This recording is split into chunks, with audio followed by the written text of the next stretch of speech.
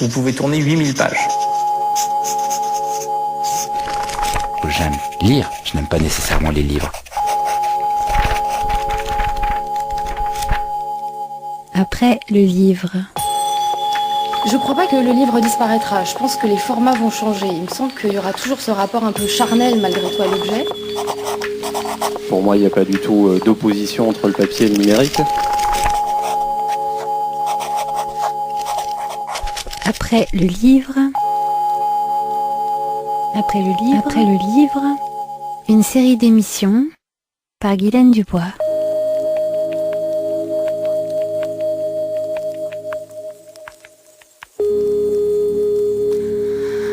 Bonjour Elisabeth Sutton. Bonjour.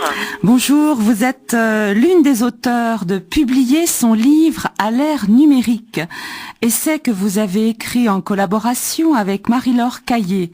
Alors Elisabeth, vous travaillez depuis 15 ans dans l'édition numérique et le web pour de grands groupes. Vous êtes consultante indépendante en édition et marketing du livre.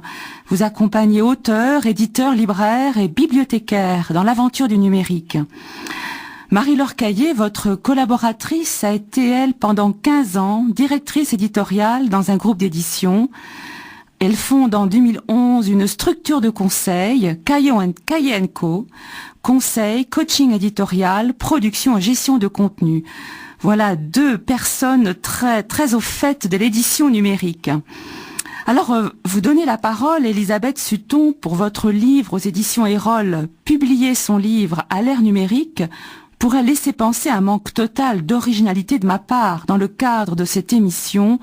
On a déjà abordé ce sujet à la mode, on a beaucoup déjà évoqué ce thème. Et pourtant, publier son livre à l'ère numérique est pour moi très novateur, et cela pour deux aspects. C'est d'abord un livre qui fait la synthèse sur ce qu'est l'édition numérique aujourd'hui. Il n'y en a pas tant que ça, de cette qualité-là en tout cas. Et ensuite, l'édition de ce livre est une réelle expérience de la cohabitation entre l'édition papier et l'édition numérique. Alors, pourquoi insistez-vous aussi de votre côté, Elisabeth Sutton, sur cette collaboration réelle entre le papier et le numérique ? Alors en fait, notre livre est assez novateur et je vous remercie pour les compliments. Il sort le 7 janvier, donc nous sommes avides d'avoir des avis sur le livre pour ceux qui ont pu déjà le lire. Notre livre est ce qu'on appelle un livre dual. C'est l'une des premières fois en France qu'un éditeur, Erol, accepte de publier la version papier d'un livre, donc le nôtre, publier son livre à l'ère numérique, et qui nous a laissé les droits au niveau de l'auto-édition. C'est-à-dire que pour nous, on ne concevait pas de pouvoir parler des nouvelles tendances au niveau du livre et des auteurs, notamment sous l'aspect auto-édition, sans pour autant nous-mêmes faire l'expérience de l'auto-édition. Donc ce livre est exactement le même, mais pas tout à fait, dans la mesure où d'un côté, il y a Erol qui a fait une maquette spécifique pour le livre papier qui va être vendu en librairie, et que nous-mêmes, nous avons fait notre propre maquette, par exemple, une couverture un petit peu différente pour la version auto-éditée. Notre objectif, c'est de montrer qu'il y a des passerelles entre édition et auto-édition. La plupart du temps, on se contente de dire que les maisons d'édition récupèrent des livres auto-édités, c'est-à-dire que certains auteurs, on prendra par exemple l'exemple de E.L. James pour la saga 50 Shades, c'est une auteure auto-éditée au départ, qui a ensuite été récupérée parce qu'elle avait un grand succès auprès des lecteurs par des éditeurs traditionnels. Mais c'est loin d'être la seule modalité de passage. Il y a aujourd'hui, avec les outils numériques qui sont mis à notre disposition, les auteurs ont la possibilité d'être édités de façon classique, mais aussi de passer par l'auto-édition. Il y a ce qu'on appelle les auteurs hybrides, c'est-à-dire qui sont publiés chez des éditeurs classiques et qui de temps en temps, parce que leur manuscrit est refusé par un éditeur ou parce que tout simplement ils ont envie de donner un autre point de vue, vu, il s'auto-édite. Alors quand vous dites la différence, vous pointez la différence entre le livre numérique et le livre papier. Vous pointez aussi le fait de faire des maquettes différentes pour le livre papier et le livre numérique. Et vous pointez aussi autre chose qui me semble important, et nous reviendrons tout à l'heure sur cette question de l'auteur, sur la question des droits. Est-ce que justement publier en numérique et publier en papier, c'est avant tout une question de droit? Alors évidemment, quand un éditeur publie un auteur, il ne touche pas les mêmes droits, l'auteur ne touche pas les mêmes droits que s'il est auto-édité. Justement, notre livre parle également évidemment de tous ces aspects-là qui sont effectivement des choses un petit peu différentes. Il y a des plateformes aujourd'hui qui proposent de l'auto-édition. En France, il y a par exemple la plateforme de Kobo, avec Kobo Writing Life. On a également la plateforme Amazon KDP, donc qui est dédiée spécifiquement aux auteurs qui s'auto-éditent. Effectivement, un auteur qui s'auto-édite aujourd'hui touche, en tous les cas c'est la promesse qui est faite, et on en parle beaucoup sur le livre de cette promesse, touche environ 70% des droits. C'est-à-dire qu'à partir du moment où il publie un livre, il touche 70% de droits d'auteur. Ce qui est considérable par rapport à ce qui lui reviendrait dans une édition classique. Tout à fait. C'est considérable dans la mesure où aujourd'hui, dans l'édition classique, si un auteur est chanceux, il touche à peu près 12-15% sur la vente de son livre. La moyenne est plutôt située aux alentours de 8%. Donc effectivement, il y a une différence.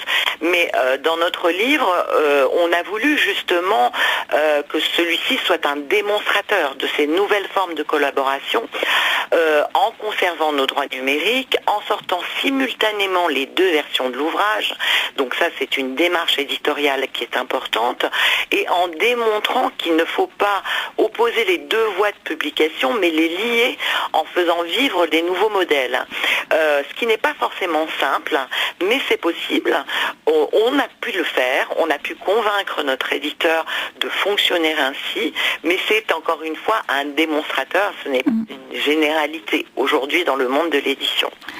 Je crois aussi qu'une des qualités de votre livre, et vous avez déjà beaucoup avancé ce thème-là dans ce début d'émission, c'est de partir de la place de l'auteur.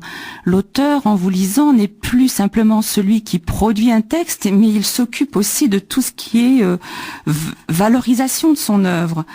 Alors, est-ce que vous appelez d'ailleurs cela un auteur entrepreneur? Le statut change de cet homme ou de cette femme-là qui écrit. Oui, tout à fait. Le statut change parce que on est en train de vivre une véritable petite révolution dans le monde du livre en général. Et là, je ne parle pas de livres numériques ou de livres papier, puisque notre objectif, c'est de ne pas les opposer. Donc, au niveau du statut de l'auteur-entrepreneur, ce sont les Américains qui ont lancé en premier cette idée de ce qu'ils appellent les authorpreneurs. Et donc, c'est ce statut de l'auteur-entrepreneur veut dire qu'aujourd'hui, un auteur ne se cantonne pas juste à écrire. C'est-à-dire que globalement, une fois que son manuscrit est prêt, que son histoire peut être lue par les autres, par les lecteurs, ceux à qui il destine ses écrits, eh bien c'est là que tout le travail commence. Le travail de l'auteur aujourd'hui ne se cantonne pas juste à écrire, mais à communiquer autour de son livre. Il ne doit pas se baser uniquement sur la communication plus ou moins classique que fait son éditeur, en envoyant un communiqué de presse ou en mettant juste un petit post sur Facebook. Il doit accrocher le lecteur, réussir à créer une communauté de lecteurs qui vont devenir ses ambassadeurs pour pouvoir promouvoir son livre. Il doit être à la fois visible en ligne, mais également visible possible en physique, c'est-à-dire qu'en se rendant à des conférences, en parlant de son livre, en faisant des dédicaces. Donc ce statut d'auteur entrepreneur, on l'appelle ainsi parce que pour nous, aujourd'hui, il nous semble que l'auteur ne doit pas rester cantonné, mais aller vraiment à la recherche de son lecteur. Et ça, c'est possible aujourd'hui grâce aux outils du numérique. Et il y a des très grands auteurs, des auteurs comme Marc Lévy qui font des best-sellers, qui ont compris ça très vite et qui sont devenus des véritables entrepreneurs. Aujourd'hui, avec l'auto-édition, on est exactement dans ce cas-là. C'est-à-dire que si on se publie soi-même, qui va parler de nous ? Qui va parler du livre qu'on a publié. Donc il faut aller à la recherche de ces nouveaux territoires qui sont extrêmement importants pour donner une visibilité au livre et puis acquérir une crédibilité. Donc il n'y aurait plus de médiateur entre le lecteur et l'écrivain faisant ce travail de médiation, et vous inventez encore un nouveau terme dans votre ouvrage décidément très riche, la désintermédiation. Alors, la désintermédiation, c'est effectivement un sujet qui nous tient à cœur. Devenir auteur-entrepreneur, c'est justement s'intéresser de près à la promotion, comme je le disais, au marketing, à la commercialisation de ces textes. Mais nous disons justement que la désintermédiation est souvent une illusion, c'est-à-dire qu'il n'y a pas zéro intermédiaire aujourd'hui. Il y a forcément un libraire en ligne qui va vendre votre livre. Donc ce libraire en ligne, que ce soit Amazon, que ce soit la Fnac, que ce soit Kobo, que ce soit n'importe quel libraire, est un intermédiaire d'une certaine manière.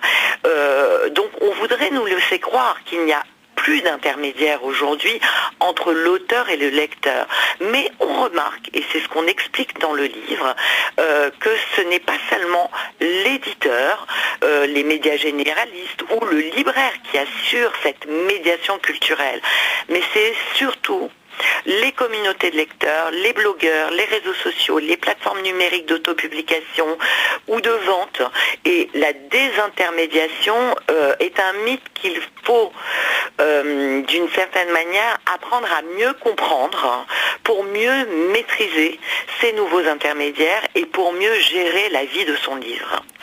Vous citiez les libraires, et j'ai un peu la tristesse et le regret d'entendre des grandes organisations comme Amazon que vous citez, qui à mes yeux ne sont pas vraiment des libraires, c'est juste des gens qui ont des algorithmes et qui vous proposent une littérature qui, après tout, qu'ils n'ont certainement pas lue. Le petit libraire de quartier, le libraire qui va conseiller, qu'est-ce qu'il doit faire pour rester sur cette place du marché, pour rester un vrai intermédiaire ? En fait, il doit se réformer. Moi, je milite en tant que professionnel du livre. Je milite pour la survie des libraires indépendants. Ces libraires indépendants, en fait, on n'en parle pas beaucoup, mais il y en a certains qui prennent leur destin en main et qui innovent en matière de librairie et pour amener des nouveaux contenus au public. Je vous donnerai deux exemples. Rapidement. En Allemagne, on a Tolino qui a créé un groupement de libraires avec des éditeurs, et ce groupement de libraires commence à s'intéresser notamment à l'auto-édition. Et d'ici quelques mois, ils vont proposer dans les librairies physiques, ils vont proposer ces nouveaux auteurs qui sont des auteurs auto-édités, parce qu'il y a des talents dans l'auto-édition. En France, Cultura va monter un partenariat avec une plateforme qui aide les auteurs auto-édités à avoir de la visibilité et à conquérir des lecteurs, et Cultura va proposer une section auto-édition. Donc il y a des choses qui se passent aujourd'hui. La librairie Mola, par exemple, accueille souvent des auteurs qui ne sont publiés qu'en numérique. pour des conférences, pour des rencontres avec les lecteurs. Donc il se passe des choses.